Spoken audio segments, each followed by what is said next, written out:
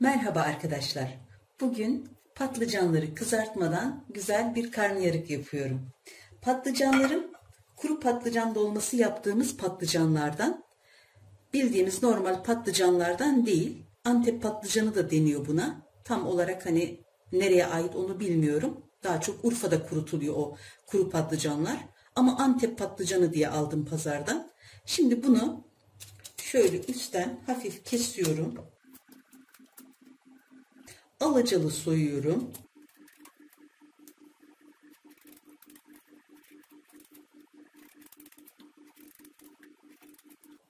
Böyle alacalı soyduktan sonra ortadan ikiye bölüyorum. Ve tepsiye diziyorum. Diğerlerini de aynı şekilde yapıyorum. Patlıcanların hepsini hazırladım. Tuzlu suda falan bekletmiyorum. Bunlar acı olmayan patlıcanlar. Zeytinyağını her yerine sürüyorum.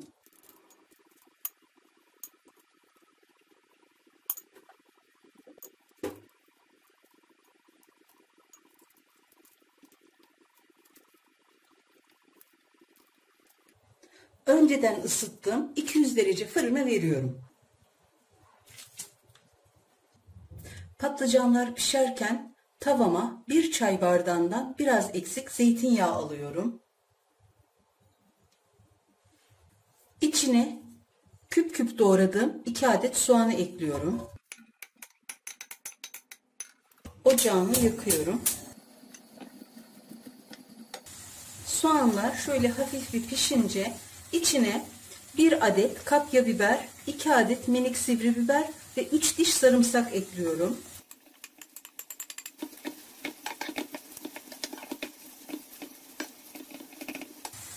Biberler de biraz pişince içine 350 gram kadar kıyma ekliyorum.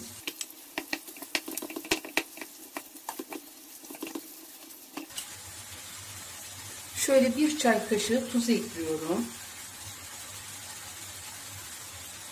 Birazcık daha ekliyorum.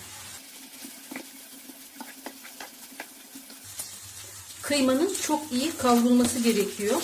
Yoksa yemeğimiz lezzetli olmaz.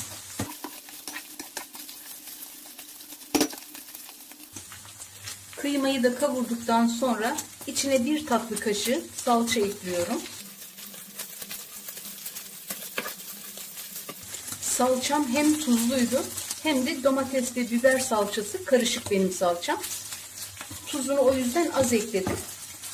Salçası tuzsuz olanlar 1 tatlı kaşığı tuz ekleyebilir. Burada da iri bir domates var. Orta boy 2 domates yeterlidir. Bunu da ekliyorum.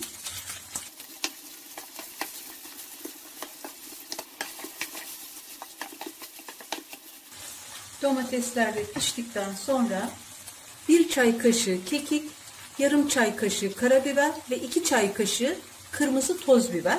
Onları da ekliyorum. Damak zevkinize göre bu baharatları arttırabilir, azaltabilir veya başka baharatları da ekleyebilirsiniz. En son içine yarım demet de maydanoz ekleyip ocağı kapatıyorum.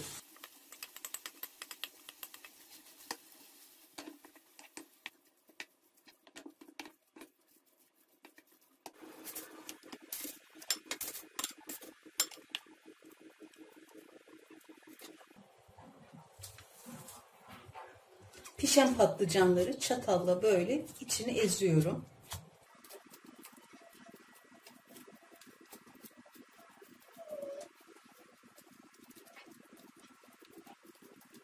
Bir tatlı kaşığıyla da böyle yuvasını genişletiyorum.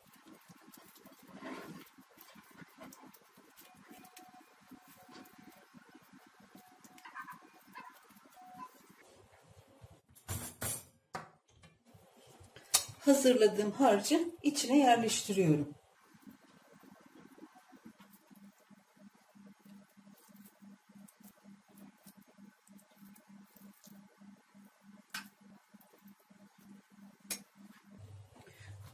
Patlıcanlar küçücük olduğu için harcı artmasın diye böyle tepeli bir şekilde hepsini doldurdum. Üzerine de şöyle birer dilim biber koyuyorum.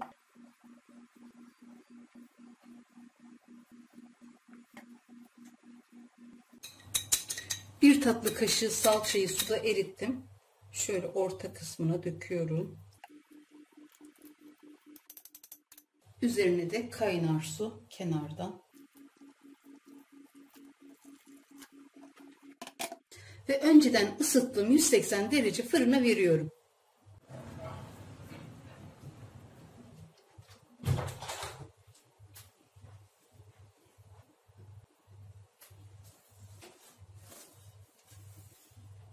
Minik karnıyarıklarım pişti. Bu patlıcan cins olarak dolmalık patlıcan aslında. Çok lezzetli bir patlıcan. Böyle fırınlanınca, yani fırında közlenince daha da bir lezzetli hale geliyor. Böyle karnıyarıkları hem küçük hem güzel hem de çok lezzetli oluyor. Bu güzel lezzeti herkes yapsın, herkes denesin isterim. Yapmak ve denemek isteyen herkese şimdiden kolay gelsin, afiyet olsun.